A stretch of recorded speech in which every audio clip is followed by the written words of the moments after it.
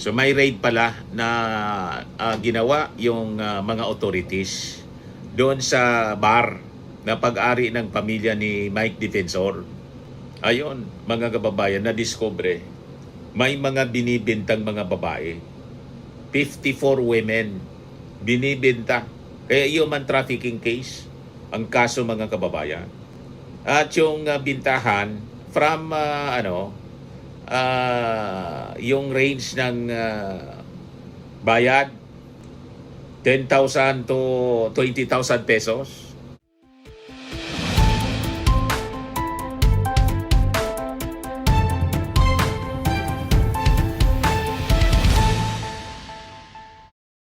Hello po mga kababayan, si Dante Maravillas. Yung asawa ni Mike Defensor, pati anak, kinasuhan ng NBI. Magbigat na kaso po, human trafficking case ang tinayag sa asawa, pati sa anak ni Mike Defensor. Yan ang balita ngayon. No? Charges filed versus Mike Defensor's wife, son, over human trafficking case. Ito report ng abogadonews.com. NBI wife, son of Mike Defensor, face human trafficking raps over Pasig bar operation.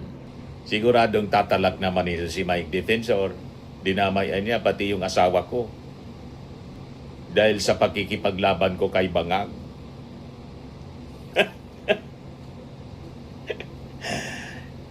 Ipopoliticize niya na naman ito, mga kababayan. Sasabihin ginigipit sila ng gobyerno ni Bangag dahil sa pakikipaglaban sa korupsyon. Di ba? Ibang kaso ito, mga kababayan. Yan si Mike Defensor. Paano na niya yan, Mr. Maravilla? Sagutin nila yan sa Sagutin nila sa husgado kasi finala ng NBI sa Pasig RTC. Matutulad, mga kababayan, kay Harry Roque at saka kay Kibuloy. Ang qualified human trafficking pa naman, mga kababayan. Non-bailable offense. Kaya mabigat itong kakaharapin na kaso, kinakaharap na kaso ng asawa ni Mike Defensor, pati ng kanyang anak. Ito ngayon ang balita dito sa abogadonews.com. The wife and son of former Quezon City Representative Mike Defensor are facing human trafficking charges before the Pasig City RTC. Prosecutors pala, hindi RTC. Pasig City Prosecutor's Office.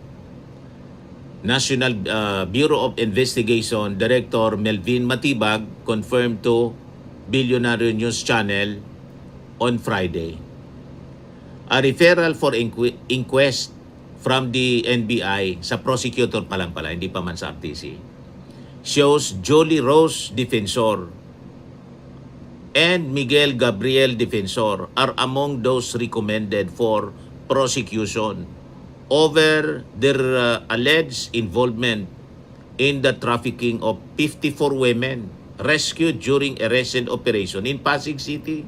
So may raid pala na ginawa yung mga authorities doon sa bar na pag-ari ng pamilya ni Mike Defensor. Ayon, mga kababayan, na-discover may mga binibintang mga babae. 54 women binibenta. Kaya human trafficking case ang kaso, mga kababayan. At yung bintahan from yung range ng bayad 10,000 to 20,000 pesos, mga kababayan, yung bintahan ng babae. Matindi po. Yan The charges stem from an anti-human trafficking raid conducted on April 21. Just several days ago, at a disco bar identified as Chicago in Barangay Ogong, where authorities rescued dozens of women believed to be victims of exploitation. According to the NBI, the alleged scheme involved recruiting women under the guise of employment as customer care assistants, but later subjecting them to sexual exploitation. Binibenta pala mga kababayan, yung mga babae. Yan o. Investigators said clients were allegedly charged between 10,000 and 20,000 pesos through so-called line-up and show-up arrangements. The NBI further reported that the actual sexual activities allegedly took place at the Blue Hotel, which is allegedly linked to Serin Development Corporation. Jolie Rose and Miguel Gabriel were identified in the report as chairman and treasurer of the company respectively. The NBI has recommended the filing of charges for violation of Anti-Trafficking and Persons Act of 2003 against them. So mabigat ito mga kababayan na kaso na kinasangkutan ng pamilya ni Mike Defensor. At sabi nga natin, malamang sa malamang isisi ito sa ating Pangulong Bongbong Marcos na panggigipit, political harassment kasi lumalaban sa kay Bangag, sa korupsyon ni Bangag. Yon malamang ang gagawing palusot mga kababayan ni Mike Defensor. Yan ang sinasabi natin. Pag may kalat ka, huwag kang dahi ka nga ni magparairo para dahi maramog kiyodo. Sabi sa Bicolanong kasabihan, huwag magalaw para hindi kumalat yung tae. May tae pala eh. Nadamay mga kababayan, pati yung anak at yung asawa. So, yun. Mahirap mga kababayan pa ganyan.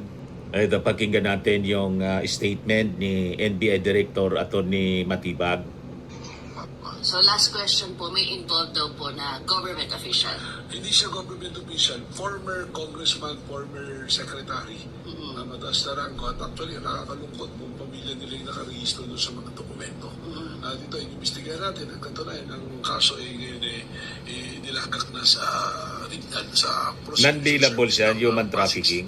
May we know po sino po yung official na yan? Hintayin natin kasi lalabas naman yan na pag once na natapos na talaga yung filing at pinadala sila ng mga invitation, lalabas yan kung sino. So lumabas na nga po dito sa balita, hindi pa mini-mention doon sa interview. Ngayon, minention na, in-identify na asawa ni Mike Defensor at yung anak niya ang sangkot dito sa human trafficking case filed sa prosecutor's office ng Pasig City. Yan si Mike Defensor, mga kababayan. May tinatago pala na mga milagro, mga masasamang gawain, illegal, mga kababayan, at seryoso. Sexual exploitation, human trafficking, activities yung ginagawa ng kanyang pamilya. Ayan si Mike with Topacio. Kaya sabi ng mga nag-react dito, here comes Topacio again, ever ready to rush to the defense of the criminals. Tingin ko, file photo man lang yon ni Mike Defensor sa kanito Topacio. Ano ba? File photo ang ginamit ng Abogado News.com. Hindi natin alam kung si Topacio kinuha ang abogado tulad ng paborito si Topacio, mga kababayan, kunin ang kampo ng mga Duterte. Si Kibuloy, si Topacio. Di ba? Si Tebes. Paldo, si Topacio, mga kababayan. Kaya pwede nating pangalanan, Topaldo. Si Sara, binangalanan ni, binansagan ni Llamas, ni Ronald Llamas na Sara Pal Duterte dahil sa dumaloy na 6.77 billion na pera sa kanyang bank accounts kasama yung kanyang asawang si Man Scarpio.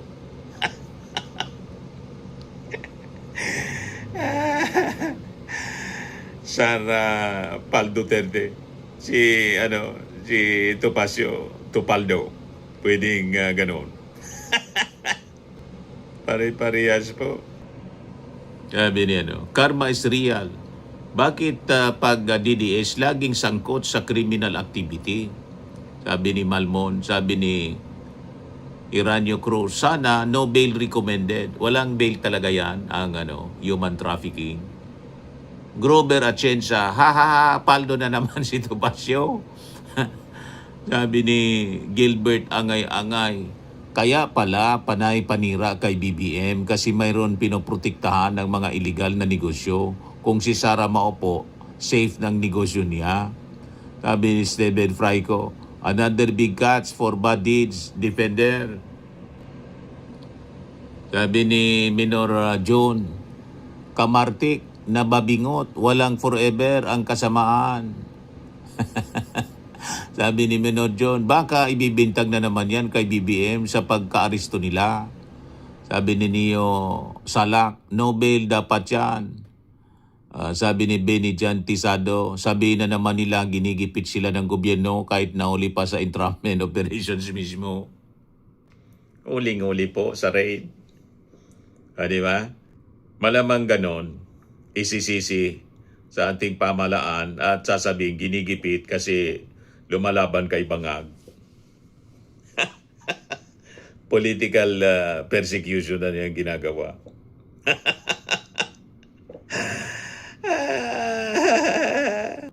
Anyway, tingnan na lang natin kung ano mangyayari at magiging reaction ni Mike Defensor kung tama yung inyo pong